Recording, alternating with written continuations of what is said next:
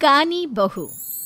किशोरी लाल जी के बेटे राघव की शादी की बात जगह जगह चल रही थी, लेकिन किशोरी लाल जी को कोई लड़की पसंद ही नहीं आती थी। और उसकी एक ही वजह थी, किशोरी लाल जी का लालची होना। उनको लड़की वालों से मोटा दहेज चाहिए था और इसी चक्कर में एक दिन वो एक बहुत पैसे वाले के घर अपने बेटे का रिश्ता लेकर पहुंचे। उस आदमी का नाम था ओम प्रकाश। देखिए किशोरी लाल जी, मेरी एक ही बेटी है और मेरी सारी संपत्ति जायदाद सब कुछ मेरी बेटी नैना का ही है। पापा, नाम से लगता है बहुत खूबसूरत होगी। कितना अच्छा नाम है ना, नैना। ओ, वैसे बात तो सही है आपकी। अब इतना पैसा है, जमीन जायदाद है, इकलौती बेटी, आप भी क्या करेंगे? सब कुछ उसे ही देंगे ना।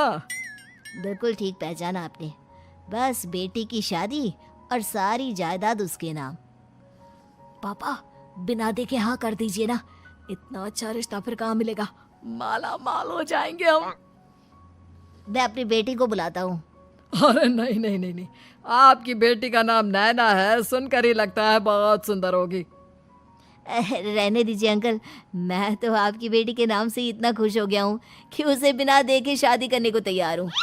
अब तो मैं उसका चेहरा सीधे शादी के बाद ही देखूंगा। और इस तरह राघव नैना का चेहरा नहीं देखता और उससे शादी कर लेता है। शादी के बाद अपनी सुहाग रात पर जब राघव नैना का घूंघट उठाकर देखता है तो नैना की आंखें बंद थी। कितनी खूबसूरत हो तुम नैना, जरा अपनी आंखें खोलकर मेरी तरफ देखो तो सही। नहीं, मुझे शर्म आती है। अरे, मैंने तुम्हें शादी से पहले भी नहीं देखा, और अब अगर तुम आंखें खोलकर मुझे देखोगी भी नहीं तो मुझे अच्छा कैसे लगेगा? इससे पहले कि नैना अपनी आंखें खोलकर राघव की तरफ देखती, अचानक से लाइट चली गई और राघव नैना को पूरी तरह से देख भी नहीं पाया। अगली सुबह नैना राघव के लिए नाश्ता बनाकर लेकर आई। अरे ये क्या, आधा पराठा सीका हुआ है और आधा बिल्कुल कच्चा। ये तुमने क्या किया नैना? बहू, तुमने क्या आधा पराठा तवे से नीचे लटका कर रखा था, जो आधा सिका है और आधा कच्चा? मुझे जितना दिखेगा उतना ही तो सीखूंगी ना पापा जी। जहाँ जहाँ मुझे नजर आ रहा था वहाँ मैंने सीख लिया, जहाँ जहाँ नहीं दिखा वहाँ कच्चा रह गया होगा। इसका क्या मतलब है? ये कैसा मजाक कर रही है तुम? अरे बहू, तुमने इतना लंबा घूंघट क्यों लगाया हुआ है? देखो, हमारे घर में बहुओं को बेटी की तरह रखा जाता है, और फिर तुम तो इतना सारा माल लेकर आई हो। देखो, ये घूंघट डालकर रखने की कोई ज़रूरत नहीं है। हाँ नैना, पापा जी ठीक कह रहे हैं, तुम तो आराम से रहो, अपना ही घर समझो। नैना अचानक से अपना घूंघट उठा लेती है। अरे ये क्या पापा, नैना की तो एक आंख फूटी हुई है। नाम से नैना, लेकिन ये तो कानी बहू निकली। मेरे साथ धोखा हुआ है, धोखा। बिना दिखाए अपनी कानी लड़की मेरे संग ब्याह दी। मुझे कानी बीवी नहीं चाहिए। मुझे अभी ओम प्रकाश जी से बात करनी पड़ेगी। आखिर उन्होंने मेरे साथ ऐसा किया क्यों? अरे, आप लोगों ने ही तो पापा से कहा था कि आप लोग शादी से पहले मुझे देखना नहीं चाहते। अब मेरे पापा पर क्यों इल्जाम लगा रहे हैं? अरे लेकिन उन्हें बताना तो चाहिए था ना कि तुम कानी हो, एक आंख से तुम्हें दिखाई नहीं देता। किशोरी लाल और राघव नाराज होकर ओम प्रकाश को अपने घर बुलाते हैं। पापा जी, ये आपने क्या किया? शादी से पहले बताया क्यों नहीं कि नैना की आंखों में परेशानी है? अरे, आप ही ने तो लड़की देखने से मना कर दिया था। अरे लेकिन आप बता तो सकते थे। आपको तो हमारी बेटी की प्रॉपर्टी चाहिए थी, वो भी पूरी की पूरी। अब क्या हुआ अगर उसे आधा दिखाई देता है? प्रॉपर्टी तो आपको पूरी मिल गई ना। अरे ये क्या बात हुई? मेरी शादी प्रॉपर्टी से नहीं, आपकी बेटी से हुई है।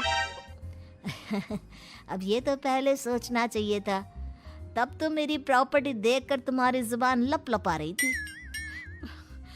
लेकिन मैं कानी लड़की को अपनी बीवी बनाकर नहीं रख सकता। पापा, कुछ करिए ना आप। हाँ, करता हूँ। देखिए ओम प्रकाश जी, आप हमारे साथ ऐसा नहीं कर सकते। और तुम देखो, अगर तुमने मेरी बेटी से शादी तोड़ी ना, तो जो भी प्रॉपर्टी मैंने तुम्हें दी है वो तो पूरी की पूरी वापस ले ही लूँगा, और आधी प्रॉपर्टी तुम्हारी भी लूँगा। अरे मेरी आधी प्रॉपर्टी भला क्यों लेंगे आप? इसलिए क्योंकि मेरी बेटी को आधा नजर आता है और उसकी नज़र अभी तक तुम्हारी आधी जायदाद पर ही पड़ी है। अब तुम उसे घर से निकालोगे तो कुछ तो लेकर जाएगी ना। और अगर हम आपकी बेटी को अपने घर की बहू बना कर रखे तो? तो तुम्हारी पूरी प्रॉपर्टी तुम्हारी ही रहेगी, और जो मैंने तुम्हें दिया है ना, उसमें से बस मैं आधा लेकर जाऊंगा। अरे लेकिन अब आप अपनी दी हुई प्रॉपर्टी में से आधी वापस क्यों लेकर जाएंगे?